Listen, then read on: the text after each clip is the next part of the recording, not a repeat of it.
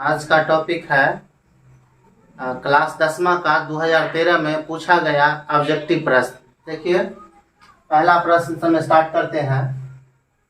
अर्धगोला के संपूर्ण सतह का क्षेत्रफल होता है। तो याद रखिएगा अर्धगोला के संपूर्ण सतह का क्षेत्रफल 3 पाई r स्क्वायर होता है।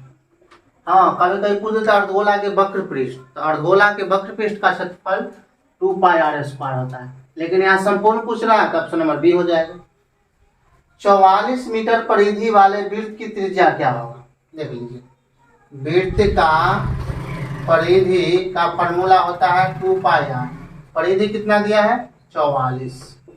2 पाई का वैल्यू 22/7 होता है गुने 8, ये हो गया 44। देखिए भाग में है तो गुना में आ जाएगा, ये दोनों गुना में है तो भाग में आ जाएगा, बराबर 8 हो गया। देख लीजिए 2 से ये 2 कैंसिल, यानी 7 हो गया। देख लीजिए 7 कहाँ है? ऑप्शन नंबर बी में 7 हो जाएगा।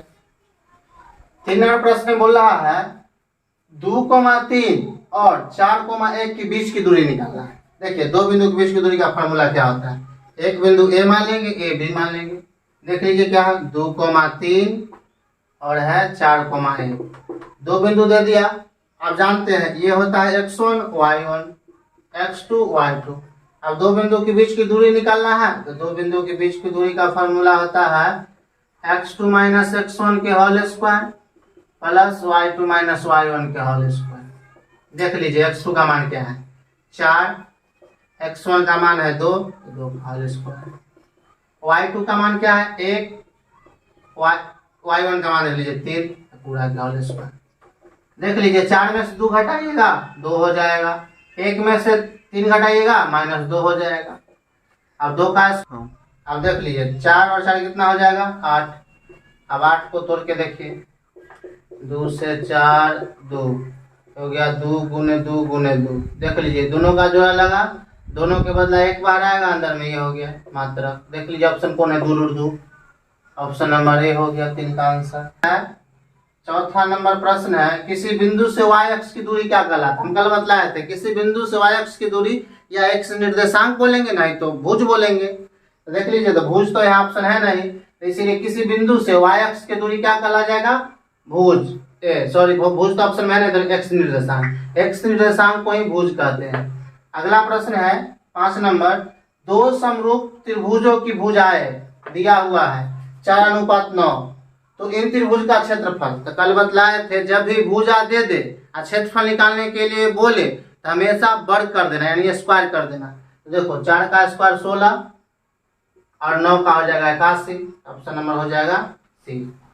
क्वेश्चन नंबर 6 है किसी द्विघात समीकरण के विवेचक का मान 0 से बड़ा होने पर क्या होगा? दोनों मूल।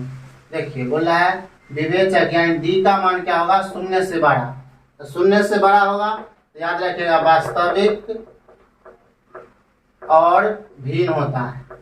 अगर यही रहता डी का मान 0 से छोटा तब कोई मूल नहीं होता।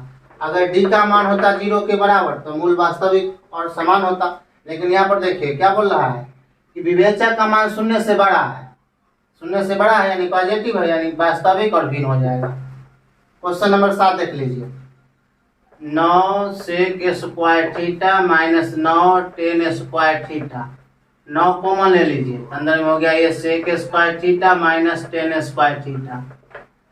9 गुने sec square minus tan square बराबर 1 होता है, तो 9 एकम 9 हो गया, ऑप्शन नंबर बी हो। तो √2 क्या है? लगातार तीनों क्लास में इसके बारे में लगभग बतलाए हैं कि √2 क्या है? एक अपरिमेय संख्या है, क्योंकि इसका वर्गमूल पूरा नहीं निकले। क्वेश्चन नंबर 9 है 2 परिमेय संख्याओं के बीच अधिकतम कितनी परिमेय संख्या हो सकता है? याद रखिएगा 2 परिमेय संख्याओं के बीच अधिकतम अनंत परिमेय संख्या हो सकता है, इसका कोई लिमिट नहीं है। कौन रेखीय बहुपद है? तो रेखीय बहुपद वही होता है जिसका अधिकतम पावर 1 होता है। देख लीजिए इसमें 2 है, इसमें 3 है, इसमें 2 ही तो होगा नहीं, तो इसका ऑप्शन हो जाएगा 1। नंबर 11 है दिए गए आंकड़े 105 का माध्य लिखें। देख लीजिए 105 2011 का जब क्वेश्चन बतला रहे थे उस वक्त भी बतलाए थे माध्य निकालने का फार्मूला। देख लीजिए माध्य का क्या फार्मूला होता है। जो भी संख्या ऊपर में जोड़ देंगे 1 0 प्लस 3, जितने संख्या उतना से भाग कर दीजिए।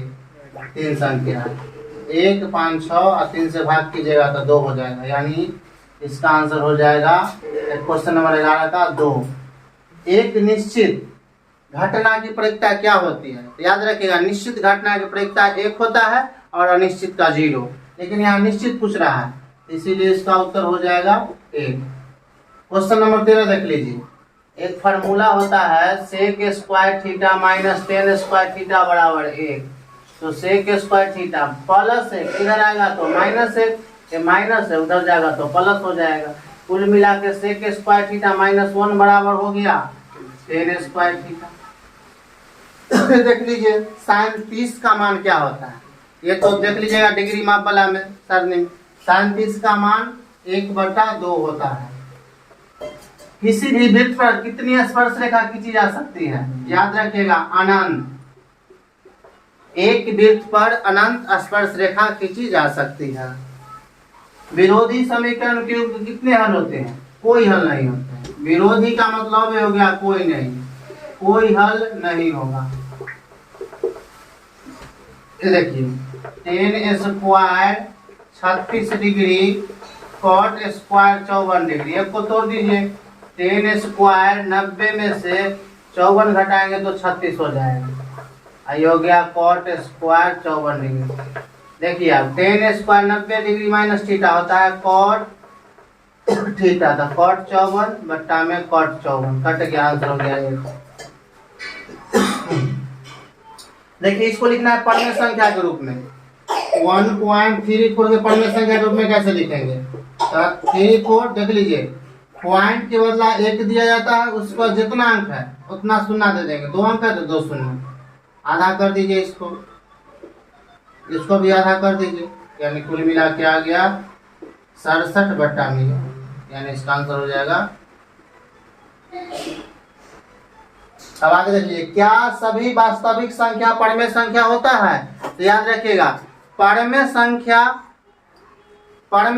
वास्तविक संख्या हो सकता है, लेकिन वास्तविक संख्या कभी भी परमेय संख्या नहीं होगा, इसलिए इसका आंसर हो गया नहीं। द्विघात समीकरण इतना इतना का मूलों का योगफल निकालना है। योगफल यानी alpha plus beta minus b/a formula होता है। ये हो गया a का मान, ये b का और ये c का। माइनस b का मान बोलिए क्या है 4, a का मान देख लीजिए -3, ये से कैंसिल यानी 4/3 हो गया इसका आंसर। यहीं पर समाप्त होते हैं। आशा करते हैं कि आप लोग ये समझे होंगे। जिस विद्यार्थी को समझ में नहीं आया होगा कमेंट में बतलाइएगा, उस प्रश्न को हम फिर से हल करके बतलाएंगे।